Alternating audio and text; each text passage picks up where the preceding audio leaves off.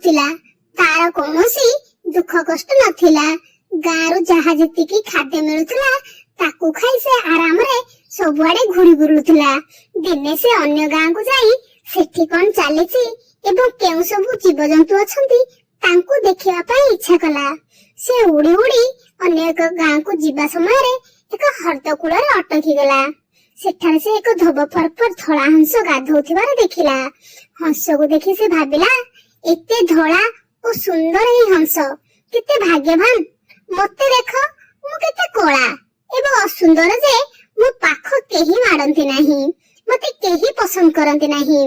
ଏହି ହଂସଟି ନିଶ୍ଚୟ ଭାବରେ ଏ ଦୁନିଆର ସବୁଠାରୁ ସୁଖୀ ପକ୍ଷୀ ହୋଇଥିବ। ଏହାପରେ କାଉଟି ହଂସ ପାଖକୁ ଯାଇ ତା ମନରେ ଯେଉଁ କଥା ଭାବୁଥିଲା ତାହା ପ୍ରକାଶ କରିଥିଲା।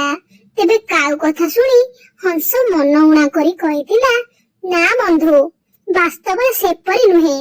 ପୂର୍ବରୁ ମୁଁ ମଧ୍ୟ ଭାବୁଥିଲି ଯେ ମୁଁ ଏଇ ଦୁନିଆର ସବୁଠାରୁ ସୁନ୍ଦର ପକ୍ଷୀ ଅଟେ। ସେଥିପାଇଁ ମୁଁ ବହୁତ ଖୁସି ଥିଲି, ସନ୍ତୁଷ୍ଟରେ ଜୀବନ ବିତାଉଥିଲି।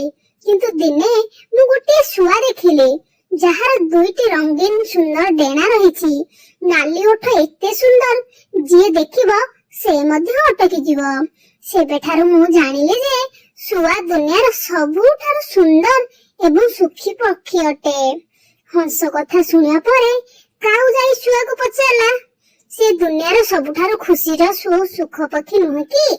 ଶୁଆ ଉତ୍ତର ଦେଲା, ମନ ମଧ୍ୟ ଉଣା କଲା, ମୁଁ ମୟୂରକୁ ନ ଦେଖିବା ପର୍ଯ୍ୟନ୍ତ ବହୁତ ଖୁସିରେ ଥିଲି ବନ୍ଧୁ।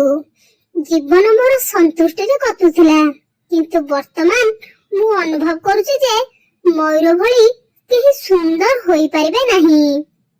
ସେଥିପାଇଁ ଦୁନିଆର ସବୁଠାରୁ ଖୁସି ଏବଂ ସୁଖୀ ପକ୍ଷୀ ମୟୂର ଅଟେ।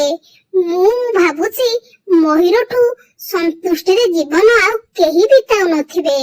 ଏହାପରେ କାଉ ମୟୂରକୁ ଖୋଜି ଖୋଜି ତା ପାଖକୁ ଗଲା। ଉଡି ଉଡି ସେ ଏକ ପ୍ରାଣୀ ଉଦ୍ୟାନରେ ପହଞ୍ଚିଥିଲା। ସେଠାରେ ସେ ଦେଖିଲା ଯେ ମୟୂର ଗୋଟିଏ ପିଞ୍ଜରାରେ ତାଲା ପଡିଛି ଏବଂ ତାକୁ ଦେଖିବା ପାଇଁ ଅନେକ ଲୋକ ଗଦା ହୋଇଛନ୍ତି। ସମସ୍ତେ ମୟୂରକୁ ବହୁତ ପ୍ରଶଂସା କରୁଛନ୍ତି, ତା ସହିତ ଫଟୋ ଉଠାଉଛନ୍ତି। ସମସ୍ତେ ସେଠାରୁ ଚାଲିଯିବା ପରେ କାଉଟି ମୟୂର ପାଖକୁ ଯାଇ କହିଲା, ତୁମେ କେତେ ଭାଗ୍ୟବାନ। ତୁମର ସୌନ୍ଦର୍ଯ୍ୟ ହେତୁ ପ୍ରତିଦିନ ହଜାର ହଜାର ଲୋକ ତମକୁ ଦେଖିବାକୁ ଆସୁଛନ୍ତି। ହେଲେ ଲୋକମାନେ ମତେ ସେମାନଙ୍କ ପାଖ ମଧ୍ୟ ମାଡିବାକୁ ଦିଅନ୍ତି ନାହିଁ, କାରଣ ମୁଁ କଳା, ମୋର ସ୍ୱର ଭଲ ନୁହେଁ। ସେମାନେ ମତେ ଦେଖିବା ମାତ୍ରେ ତୁରନ୍ତ ତଡ଼ି ଦିଅନ୍ତି। ତୁମେ ହିଁ ଦୁନିଆର ସବୁଠାରୁ ସୁଖୀ ପକ୍ଷୀ ନୁହଁ କି? କାଉ କଥା ଶୁଣିବା ପରେ ମୟୂର ଦୁଃଖୀ ହୋଇଗଲା।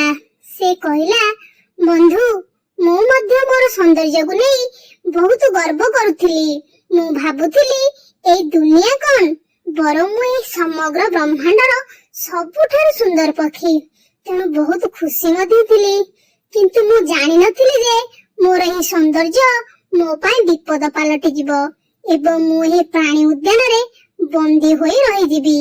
ଏଠାକୁ ଆସିବା ପରେ ସମଗ୍ର ପ୍ରାଣୀ ଉଦ୍ୟାନକୁ ଭଲ ଭାବରେ ବୁଲି ଦେଖିଛି। ମୁଁ ନିଶ୍ଚିତ ଯେ ଏଠାରେ କାଉକୁ ଏକମାତ୍ର ପକ୍ଷୀ ଯାହା ବନ୍ଦୀ ହୋଇ ନାହିଁ, ଯିଏ ଏଠାରେ କେବେ ବି ଆସିକି ରହିବାର ନାହିଁ। ତେଣୁ ଗତ କିଛି ଦିନ ହେବ ମୁଁ ଭାବିବାକୁ ଲାଗିଲି ଯେ ସାୟଦ ମୁଁ କାଉ ହୋଇଥାନ୍ତି କି? ଅନ୍ତତଃ ପକ୍ଷେ ମୁଁ ମୁକ୍ତ ଭାବରେ ବୁଲି ପାରିଥାନ୍ତି, ସମସ୍ତଙ୍କୁ ଦେଖି ପାରିଥାନ୍ତି, ମୋ ମନ ଯାହା ହୋଇଥାନ୍ତା ତାହା ଖାଇଥାନ୍ତି। ତାପରେ ମୁଁ ଏହି ଦୁନିଆର ସବୁଠାରୁ ଖୁସି ଏବଂ ସୁଖୀ ପକ୍ଷୀ ହୋଇଥାନ୍ତି। ତେବେ ଆମେ ଏହି କାହାଣୀରୁ କଣ ଶିଖିଲେ? ସବୁବେଳେ ଅନ୍ୟମାନଙ୍କୁ ଦେଖିବା ପରେ ଅନାବଶ୍ୟକ ଭାବରେ ନିଜକୁ ତୁଳନା କରିବା ଉଚିତ ନୁହେଁ। ଅନ୍ୟକୁ ଦେଖି ଦୁଃଖୀ ହେବା ମଧ୍ୟ ଉଚିତ ନୁହେଁ। ଭଗବାନ ସମସ୍ତଙ୍କୁ ଭିନ୍ନ ଭାବରେ ଗଢିଛନ୍ତି ଏବଂ ଭିନ୍ନ ଭିନ୍ନ ଗୁଣ ଦେଇଛନ୍ତି। ଆମେ ତାହାର ଗୁରୁତ୍ୱ ବୁଝିବା ଦରକାର। ଅନ୍ୟମାନଙ୍କୁ ଈର୍ଷା କରିବା ପରିବର୍ତ୍ତେ ଆମ ପାଖରେ ଯାହା ଅଛି ସେଥିରେ ଖୁସି ହେବା ଉଚିତ। ବାହାରେ ଖୋଜିଲେ ସୁଖ ମିଳେ ନାହିଁ, ଏହା ଆମ ଭିତରେ ଲୁଚି ରହିଛି।